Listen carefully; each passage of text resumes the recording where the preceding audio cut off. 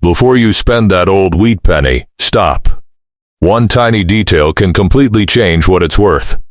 Wheat pennies may look like ordinary old coins, but some of them carry something much more valuable than their 1 cent face value.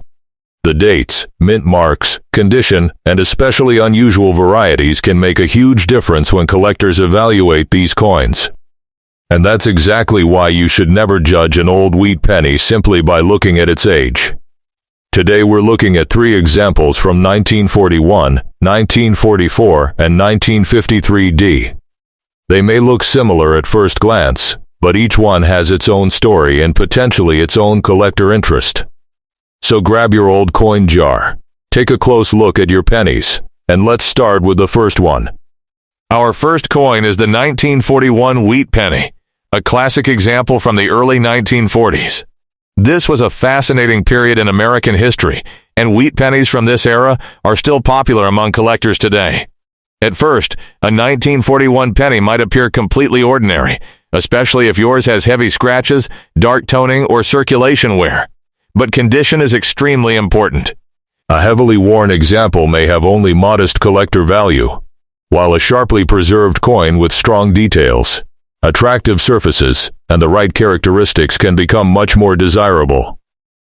When examining a 1941 wheat penny, look carefully at Lincoln's portrait, the lettering, the wheat ears on the reverse, and the overall sharpness of the coin.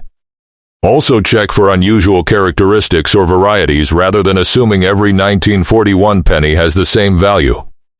And remember, don't clean it. Cleaning can permanently damage the original surface and may reduce collector appeal. So if you find a 1941 wheat penny that looks unusually sharp and well preserved, don't throw it back into circulation. Put it aside and inspect it carefully. Now we move to the 1944 wheat penny, and this date is especially interesting because it belongs to the World War II era. Millions of Americans handled coins like this during a period when the country was going through enormous changes. But here's where things get exciting. Not every 1944 wheat penny should automatically be treated as an ordinary old cent. Collectors pay attention to mint marks, condition, varieties, and errors. So turn the coin over and inspect the area beneath the date on the obverse for a possible mint mark. Then examine the reverse for anything unusual doubling, strange shapes, missing details, or other characteristics that don't look normal.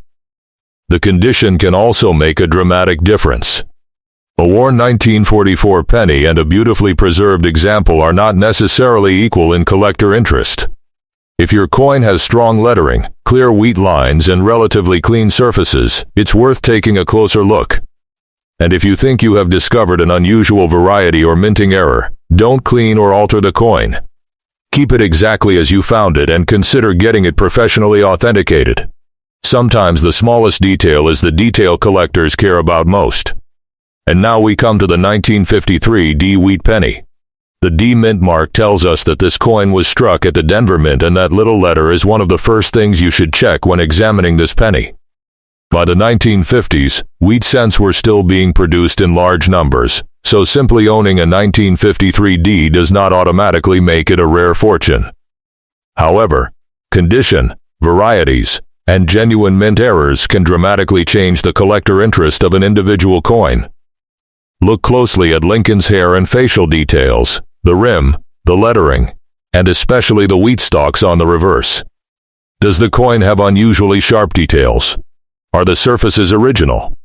Is there doubling or an unusual feature that seems different from a normal example? Those are the questions you want to ask. A coin that has survived more than 7 decades in exceptional condition can be much more exciting than a heavily damaged example. So if you have a 1953 D wheat penny sitting in an old collection, don't dismiss it just because you see the date and think it is common. Inspect it under good lighting, compare it with a known normal example, and look for the characteristics collectors actually search for. So there you have it, 3 wheat pennies that deserve a closer look: 1941, 1944, and 1953 D. The important lesson is simple. Don't assume an old penny is valuable just because it's old, but don't assume it's worthless just because it looks ordinary either. Date, mint mark, condition, varieties, and genuine errors can all matter. Before spending or selling one, take a few seconds to inspect it carefully.